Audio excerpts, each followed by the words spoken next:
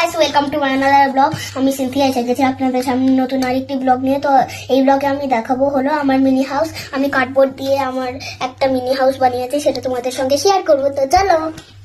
এই যে সবার প্রথমে একটা মিনি খাট, তারপর দুইটা বালিশ, এই দুইটা কিন্তু ক্লে দিয়ে বানানো, তারপর একটা বেড সাইড টেবিল, এই যে এটা খোলাও যায় ডয়ার।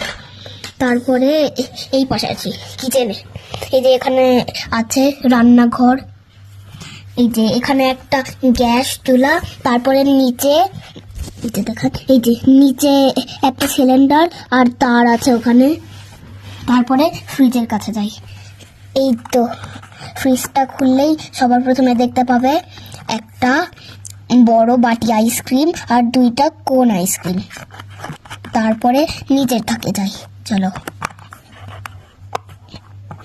এই যে তারপরে নিচের থাকে আছে হলো সবার প্রথমে এক কেজি কলা, তারপরে আছে হলো আঙুর, তারপরে একটা আপেল, তারপরে এখানে দুইটা পানির বোতল, এই যে একটা আর এই যে একটা, দুইটা চোরা লেগে গেছে।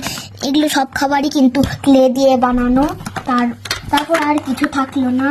তো এইটুকুই হলো আমার মিনি হাউস। তো বাই বাই, ভালো থাকবে।